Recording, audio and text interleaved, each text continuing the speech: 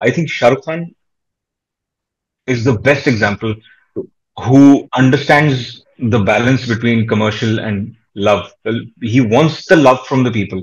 वो ऐसा होता है, लोगों को पसंद आना शुरू हो गया हूं, वो तो बात करेक्ट है। लेकिन अगर आपके नाम के साथ रख के कोई अपना सामान नहीं बेच सकता, तब तक आप ब्रांड नहीं हो। ये डिप्रेशन के बारे में उस टाइम पे तो सोच ही नहीं रहा था मैं, कि हाँ सुना हुआ था कि हाँ कहो कि वहां वो डिप्रेस्ड है। हाँ वो डिप्रेस्ड, ये मेंटल हेल्थ की अवेयरनेस वगैरह सब जून में आई, 14 जून के बाद।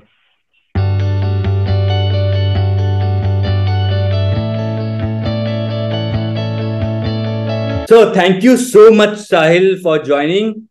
बहुत हम लोग बहुत कुछ बात करने वाले हैं और ये पॉडकास्ट का नाम है दिल से दिल तक। हम लोग एक दिल से ओके। दूसरे तक पहुंचाएंगे आपकी बात को। तो शुरू करते हैं। या तो सबसे पहले साहिल मुझे जानना है आपसे कि यार आप फिल्मों में हम लोग का एक परसेप्शन है कि आप बहुत अलग दिखते हो। आप इतने फिट कैसे दिखते हो रियल लाइफ में? के बारे में थोड़ा सा आप आइडिया दे दो पहले। यार हमारी ट्रेनिंग बड़ी रिग्रेस रही है। हम सुबह 5 बजे योगा जाते थे, 6 बजे जिम जाते थे, 7 बजे मार्शल आर्ट्स जाते थे। बट इसी के साथ हमें ये भी सिखाया गया था कि सिर्फ फिट नहीं होना है, आपको कैरेक्टर में फिट होना है। तो कभी कभी मोटा होना पड़ता है, कभी कभी पतला होना पड़ता है। तो आपको ये हमारी ट्रेनिंग का ही पार्ट है। मतलब आप लाइफ में जब आप कोई काम नहीं कर रहे हो, तो आपको कोई जरूरत नहीं है किसी कैरेक्टर की तरह दिखने की। आप ये कोई वो क्या कहते हैं, वो सट्टा नहीं है कि हाँ चलो अब ऐसे दिखते हैं तो ऐसे रोल मिलेंगे, ऐसा नहीं है। यू या हैव टू।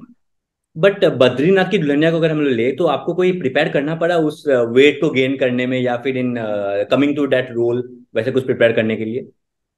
यार मेरा मन तो था कि मैं बिल्कुल फिट हो जाऊं, पतला हो जाऊं। बट शशांक इंस्ट्रक्शन वाज कि भाई देख, दोनों लोग एकदम फिट फिट नहीं हो सकते।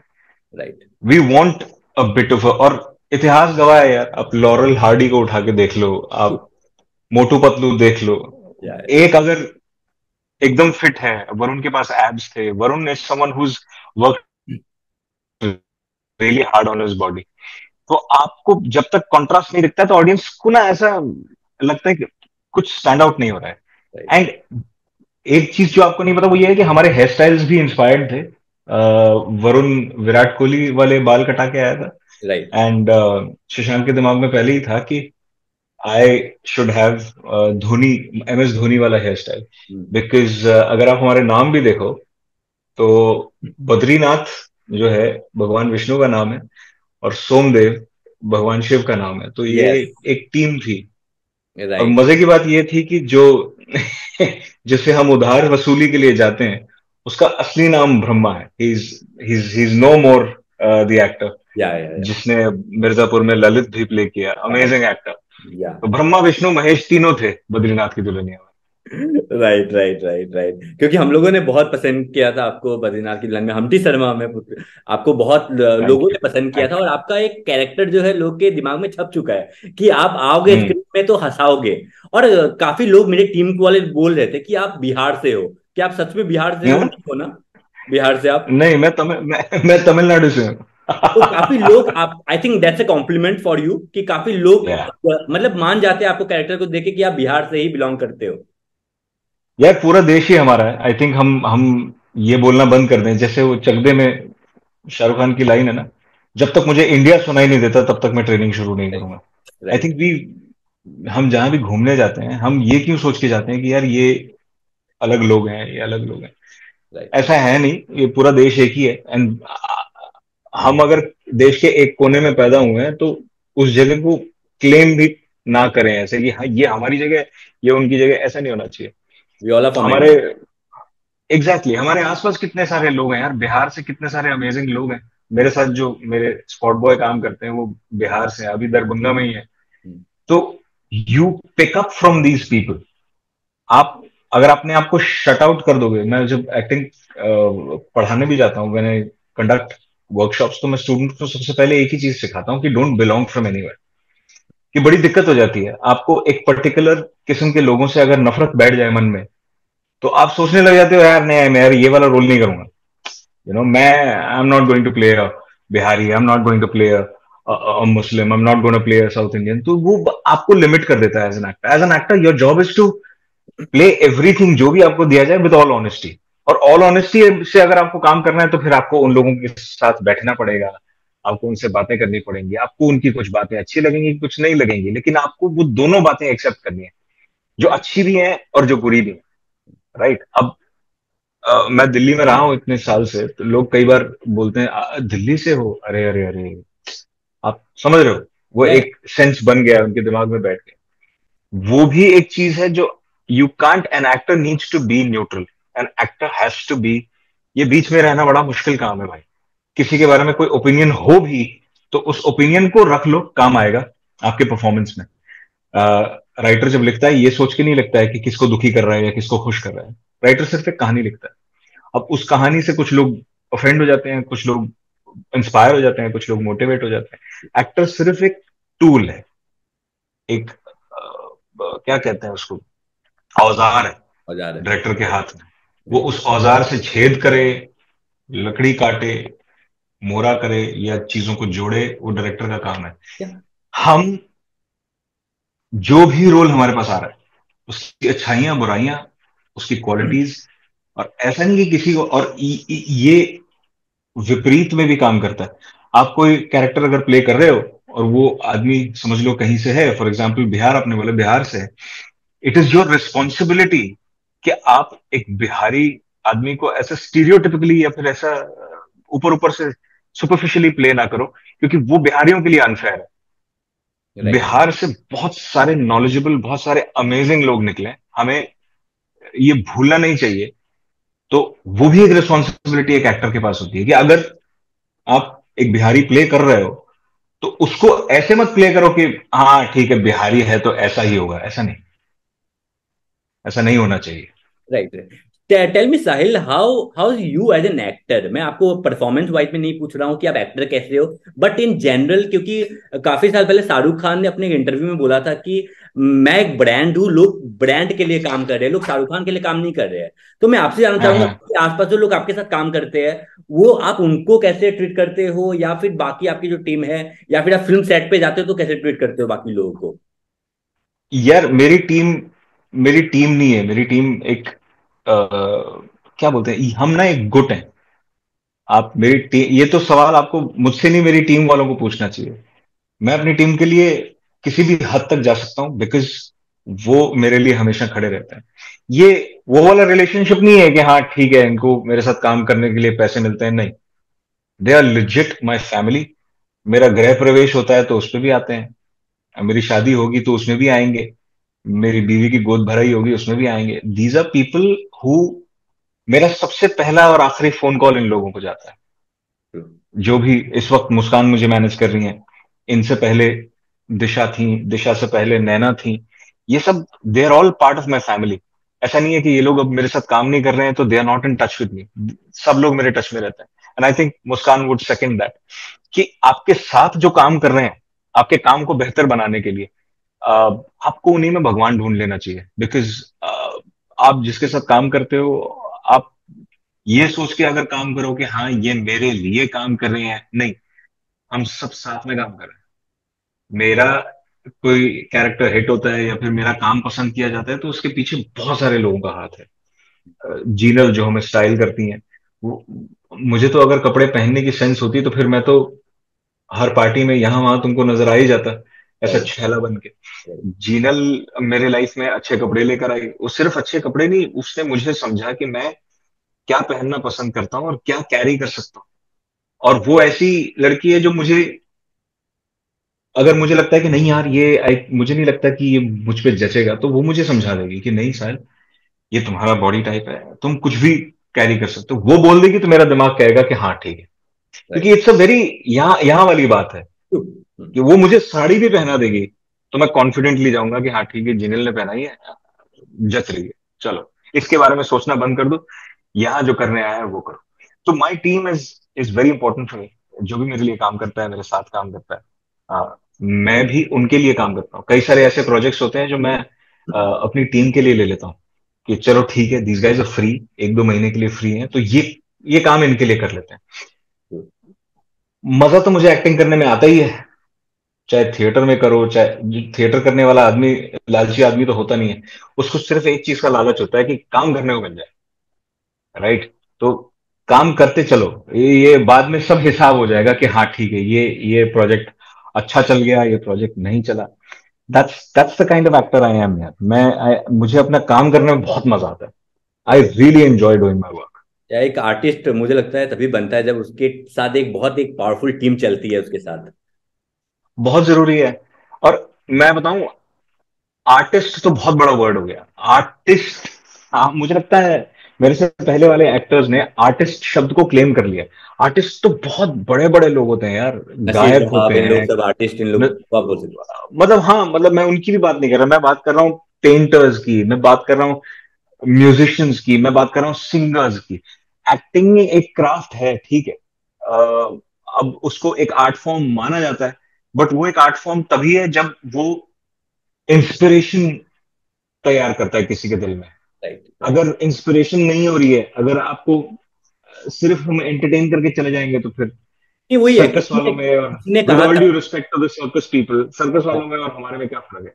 या किसी ने कहा था जैसा कि अभी परेश रावल साहब ने कहा था कि एक्टर्स को एंटरटेनर्स बुलाना शुरू कर देना चाहिए, और फौजियों को और पुलिस वालों को हीरोज बुलाना शुरू कर देना चाहिए। ये परेश रावल साहब का स्टेटमेंट है। या वही बोलते हैं ना, किसी ने कहा था कि जो पैसों के लिए काम करते हैं वो लिटरली आर्टिस्ट नहीं होते हैं, जो पैशनेटली काम करते हैं वो आप उसको आर्टिस्ट बोल सकते हो कि आप उसमें नहीं आपका नहीं, दिल लगा हुआ है। करेक्ट है, लेकिन मेरा मानना ये है कि हर आदमी अपना काम पैशनेटली ही करता है। You are doing your work very passionately. अगर वैन गो को उसके जीते जी उसकी पेंटिंग्स की कीमत मिल जाती, तो क्या बुरा होता? पैसा बुरी चीज नहीं है। पैसा पैसा बहुत चीजें हल करता है यार। वैन गो जैसे आर्टिस्ट, लियोनार्डो डा विंची जैसे लोग जिन्होंने आर्ट में भी दखल रखा, विज्ञान में भी दखल रखा, एस्ट्रोनॉमी एस्ट्रोलॉजी में भी दखल रखा। एल्बर्ट आइंस्टाइन जो साइंटिस्ट थे लेकिन चार्ली चैपलिन के बेस्ट फ्रेंड थे। आप राइट। समझ रहे हो, मतलब ये लोगों की जो कीमत है, अगर उनके जीते जी उन्हें मिल जाती है, तो वो बहुत किस्मत वाले होते हैं। अगर उनके जीते जी उनको वो कीमत नहीं मिलती। अब गुरुदत्त साहब के जाने के बाद लोगों को एहसास होना शुरू हो कि यार, ये तो जीनियस फिल्म मेकर थे, ये तो जीनियस एक्टर थे। आप, ये मेरा कहने का मतलब है, ये पैसा हर किसी को चाहिए यार। अनफॉर्चुनेटली कलयुग चल रहा है ना, यहाँ बिना पैसे दिए कुछ मिलता नहीं है, खाने को नहीं देता कोई बिना पैसे के, राइट? लेकिन हाँ, हमारा काम एक चीज बहुत अच्छी देता है, वो ये है कि हमको जो हम करते हैं उसके लिए तनख्वाह तो मिलती मिलती है, प्यार भी मिलता है। वो वो बैलेंस कुछ लोगों का इधर उधर है, और वो उसमें कोई किसी का प्रॉब्लम नहीं है। किसी को प्यार ज्यादा पसंद है, किसी को पैसा ज्यादा पसंद है। कुछ लोग बहुत अच्छा बैलेंस मेंटेन करके चलते हैं, कॉमर्स और लव का। I think Shahrukh Khan is the best example who understands the balance between commercial and love. Well, he wants the love from the people, and at the same time, he is a brand. So, if you ask me, I'm not a brand yet, पर मुझे लगता है मैं बनने वाला but for us you are a brand, आप इतने फिल्मों में आप। हूँ। नहीं, मुझे लगता है जब तक लोग आपको पसंद करते हैं आप ब्रांड हो लोग के नजर में। नहीं और यार, देखो ऐसा होता है, लोगों को पसंद आना शुरू हो गया हूं, वो तो बात करेक्ट है। लेकिन अगर आपके नाम के साथ रख के कोई अपना सामान नहीं बेच सकता, तब तक आप ब्रांड नहीं हो। क्योंकि क्या होता है, ये पूरा एक एक चक्र है।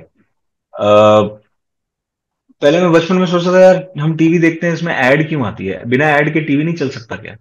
बाद में जब बड़े हुए तो रियलाइज हुआ, पढ़ाई करी, मीडिया पढ़ा, तब समझ में आया कि ये एडवर्टीजमेंट्स जो आती हैं, यही सीरियल बनवाते हैं, ताकि आप सीरियल देखने के बहाने टीवी चलाओ और ऐड देखो। अगर कोई सीरियल अच्छा नहीं है, उसकी टीआरपी नहीं आ रही है, तो उसमें ऐड भी नहीं आएंगी। और जब धीरे धीरे ऐड वाले पैसा देना, साबुन बेचने वाले, शैम्पू बेचने वाले जब अपना पैसा देना बंद कर देंगे, तो वो सीरियल बंद हो जाएगा। But it's as simple as that. But Sahil, I don't agree with you.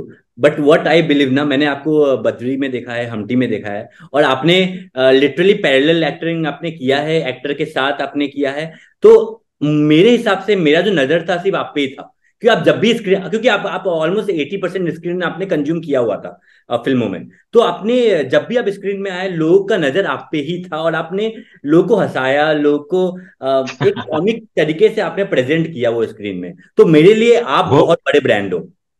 वही मेरा प्लान था।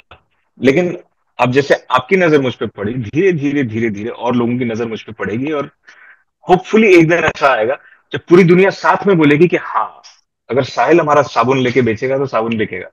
आप कर यू लोगे। अंडरस्टैंड? ये एक एग्जांपल दे रहा हूं मैं। It's something that is very, ये पब्लिक रिलेशंस वाली बात है कि हाँ, आज अगर मैं बहुत बड़ा फैन हूँ रजनीकांत सर का, बिकॉज मैं बचपन से उनकी फिल्में देखता हूं। मैं तमिलनाडु से।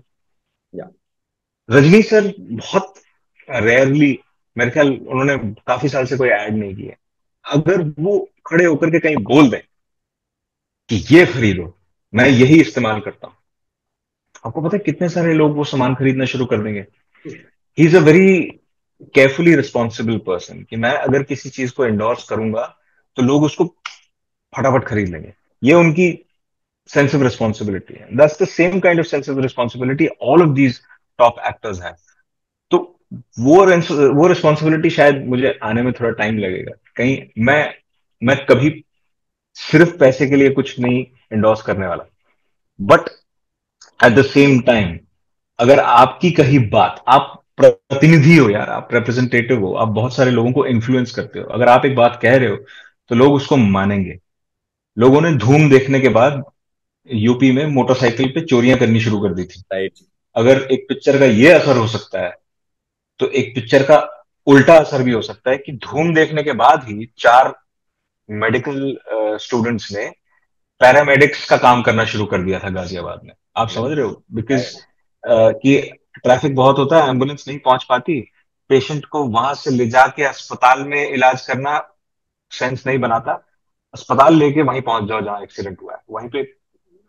तो देखो, हर चीज का अच्छा असर और बुरा असर दोनों होता है, वो देखने वाला चाहिए। तो मैं वही वेट कर रहा हूँ कि कौन नजर डालेगा तुम्हारी तरह, किसकी सोच बदलती है। बदली विल सी, बदली। Hopefully in the future.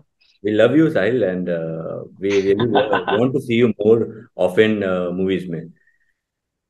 Yes साहिल, अब थोड़ा सा रिवाइंड करते हैं, थोड़ा पहले आते हैं, थोड़ा आपका शुरुआती जो दिन था उस पे बात करते हैं कि आपने शुरुआत कैसे किया था, आप कैसे फैमिली से हो। मुझे ज्यादा पता, विस्लिंग वुड गए थे, राइट? मैं वैसे मुझे क्या था, हाँ, हाँ। तो विस्लिंग वुड के पहले का लाइफ कैसा था? आपने कन्विंस कैसे किया अपने पेरेंट्स को कि मुझे एक्टिंग में जाना है, मुझे एक्टिंग पढ़ना है? मेरी कहानी बिल्कुल उल्टी है। मैंने अपने पेरेंट्स को बिल्कुल कन्विंस नहीं किया। मेरे पेरेंट्स ने मुझे कन्विंस किया। मैं तमिलनाडु से हूँ, तमिलनाडु में पला बड़ा हूँ, पंजाबी। तो जब मुझे सिक्स क्लास में जाना था, फिफ्थ क्लास से सिक्स क्लास में जाना था, तो हम दिल्ली शिफ्ट हो गए थे। तो प्रॉब्लम ये थी, जब मैं तमिलनाडु में पढ़ रहा था तो मेरे जो साथ पढ़ने वाले थे वो मुझे गोरा गोरा बोलते थे। वेलकार वो बोलते थे, वेलकार वेलकार। तो वहां एक सेंस ऑफ एक्सेप्टमेंट आने में काफी टाइम लगा था। फिर वहां से हम दिल्ली चले गए। जब हम दिल्ली गए तो मेरा हिंदी बोलने का स्टाइल ऐसा था, तो मेरे साथ वाले मुझे मद्रासी मद्रासी बोलने लग गए। तो वहां पे भी मैं फिट नहीं हुआ। एक जगह कोई सवाल नहीं पूछता था, एक जगह जहाँ थिएटर वर्कशॉप होती थी, 1997 की बात कर रहा हूँ, पहली थिएटर वर्कशॉप मैंने 1997 में की थी मिस्टर अजय मनचंदा के साथ। उस आदमी को मैं बहुत मेरा क्या बोलते हैं, मैं ऋणी हूँ उनका। उन्होंने उर्दू में एक्टिंग करवाई, हिंदी ठीक करी, पहला नाटक किया। उसके बाद आई बिकेम दिस पर्सन जिसको वर्कशॉप्स करना बहुत पसंद था। मैं थिएटर वर्कशॉप्स करता रहता था हर साल, कोई ना कोई नाटक में, कोई नाटक हो रहा है उसमें मैं नहीं हूं तो मुझे बड़ा एकदम ऐसा फोमो होता था। मुझे लगता था यार, मैं क्यों नहीं कर रहा हूँ उसमें, I have to be a part of that play. ये कर रहा था मैं कॉलेज तक। कॉलेज खत्म हो गया, फिर मुझे लगा यार अब कहाँ नाटक करेंगे, तो I joined him. I started working as an instructor, I started working as an assistant director. तो फैमिली पूरी फौज वौज वाली थी, पढ़े लिखे लोग थे, सारे पावरफुल लोग थे। एंड मैं ही था एक मोटरसाइकिल पे बैठ के नाटक करने जाने वाला, कुर्ता चप्पल, यू नो। एक दिन पापा ने पकड़ लिया, बोले ये सुभाष घई साहब का इंस्टीट्यूट खुला है, आज तक पे बता रहा है, तुम यहाँ क्यों नहीं जाते? मैं कहा, बहुत फीस है, लाखों में फीस है, क्या बात कर रहे हो? कहते हैं अगर तू यही करना चाहता है जिंदगी में तो ये अच्छे से कर।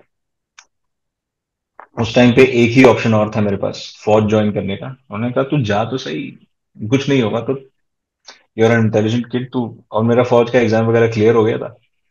पर तब तक नसीर सर मेरे एक्टिंग एचओडी बन चुके थे ओके। पिछले मूव में।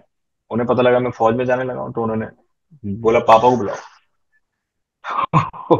तो पापा और नसीर सर की एक हिस्टोरिक मीटिंग हुई थी, जिसमें नसीर सर ने उन्हें कन्विंस किया कि ये लड़का अच्छा एक्टर है, he is cut out to be an actor, अब इसकी चिंता मत करो। And my father told me, ये आदमी जो बोल रहा है जैसा कहता जाए करते चले जाओ, इस आदमी से कभी शिकायत नहीं आनी चाहिए।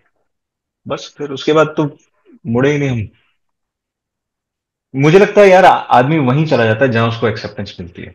मुझे अगर कुछ बहुत ही पढ़े लिखे साइंटिस्ट किस्म के लोगों में एक्सेप्टेंस मिल जाती है तो आज मैं इसरो में बैठा होता।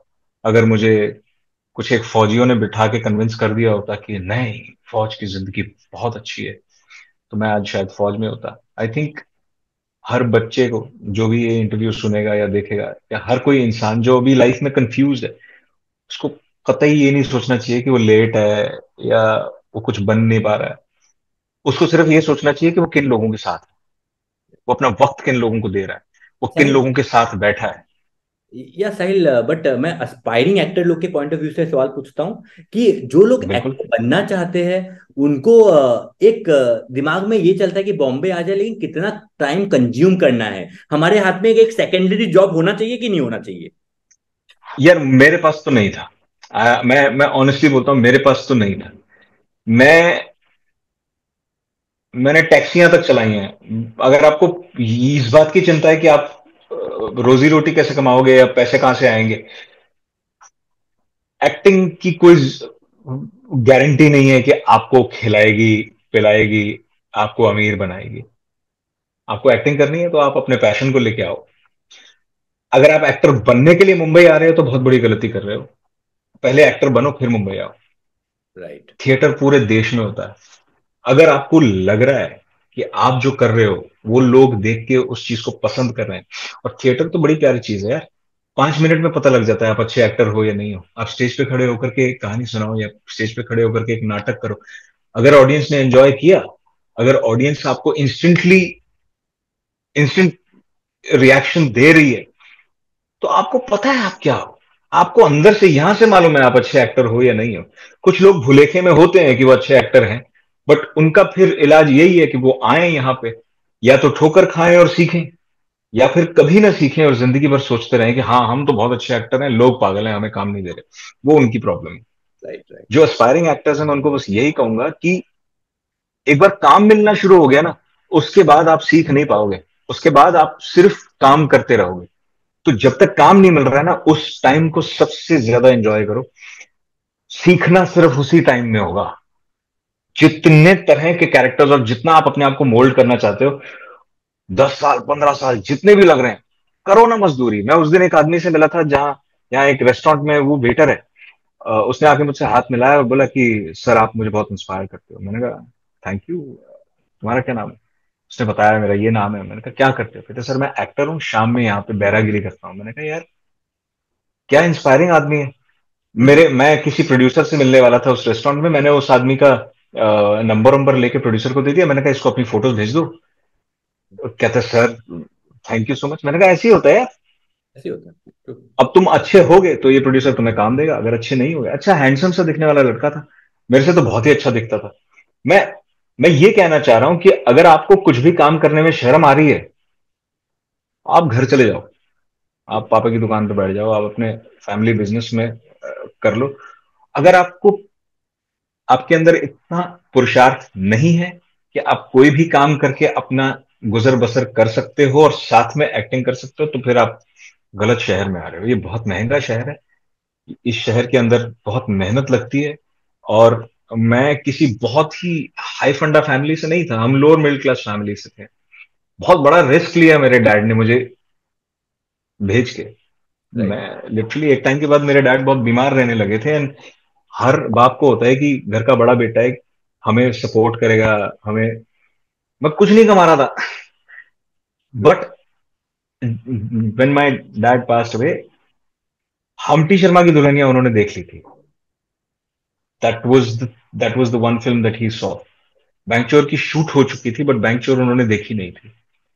तो what I am trying to say is, aspiring actors को मैं यही कहूंगा कि कुछ भी करो यार,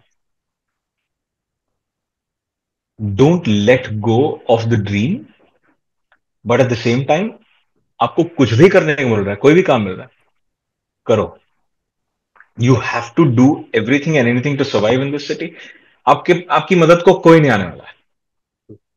आपकी मदद को कोई नहीं आएगा. लेकिन जिस दिन आप कुछ बन जाओगे, आपके आसपास बहुत लोग। इतने सारे लोग होंगे. होगा, वो दिन भी आएगा. हर एक की लाइफ में आता है. बंद घड़ी में भी दिन में 2 बार 12 बजता है. Right, right. यस साहिल, तो थोड़ा सा आप इमोशनल नोट में आते हैं। मैं हम्म. आपसे आपने एक मूवी किया था दिल बेचारा। और करेक्ट. काफी लोगों ने उसको पसंद किया था मूवी को, और उसमें एक बहुत ही हम सब बहुत पसंद करते थे सुशांत सिंह राजपूत को। और मैं पर्सनली उनसे 2-3 बार मिल चुका हूँ, और काफी पॉजिटिव बंदा था वो। I remember he use to workout at Taj Land, जो अपना बैंड्रा में, वहाँ वर्कआउट करते थे वो। तो मैं वहां पे उनसे 2-3 बार मिला था कोई काम से। तो काफी पॉजिटिविटी उनके अंदर से झलक रहा था कि आप आपसे अच्छे से बात कर रहे थे, आपको प्यार दे रहे थे उतना अच्छा से। तो मैं आपसे जानना चाहूंगा, सुशांत का वो लास्ट मूवी था दिल बेचारा। और दिल बेचारा के बाद हम लोगों ने उनको देखा नहीं। और दिल बेचारा एक ऐसी मूवी थी जो हर हर किसी ने बहुत कनेक्ट किया था, और बहुत ही इमोशनली कंसीव करने वाली मूवी थी वो।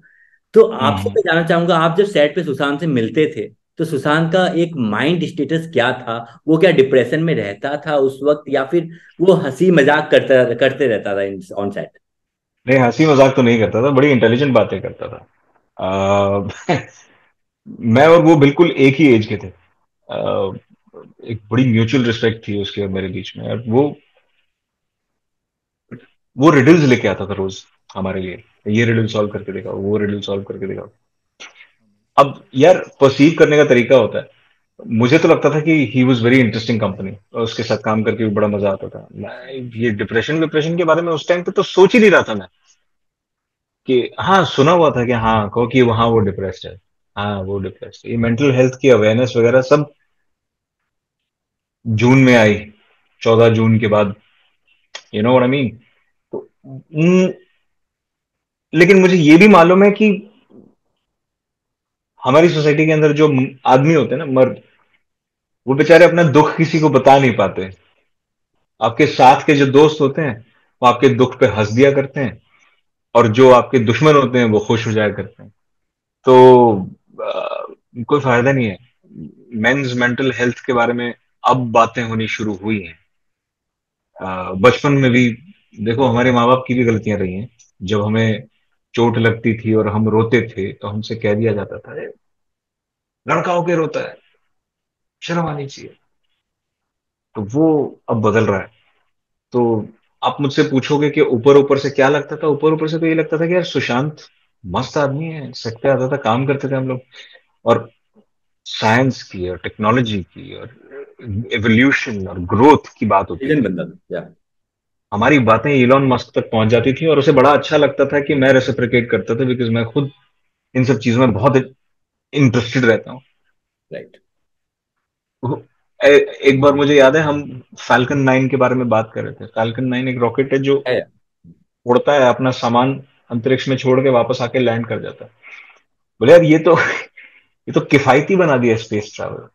उसी वजह से आज आप टिकट खरीद के अंतरिक्ष में जा सकते हो. राइट। चाहे फिर वो रिचर्ड ब्रांसन का जहाज हो, चाहे जेफ बेजोस का जहाज हो. आम आदमी, कुछ थोड़ा टाइम रुक जाइए. अभी तो महंगी है टिकट्स, थोड़ा टाइम के बाद इतना आम हो जाएगा कि आपको अपनी पृथ्वी को देखना है अंतरिक्ष से. आप 1 लाख रुपए की, या हो सकता है 50,000 रुपए की टिकट खरीद के आप देखा अंतरिक्ष जाके पृथ्वी को देख के फोटो वोटो खींच के इंस्टाग्राम पे लगाओ. अब ये बातें हम तब क्या करते थे, ऐसा होने वाला है तो शुरू हो गया. मतलब he was a very far sighted person, उसको दिखता था दूर का. Right, I was very disappointed and very sad कि एक राइट। अच्छा दिमाग, एक अच्छा टैलेंट चला गया.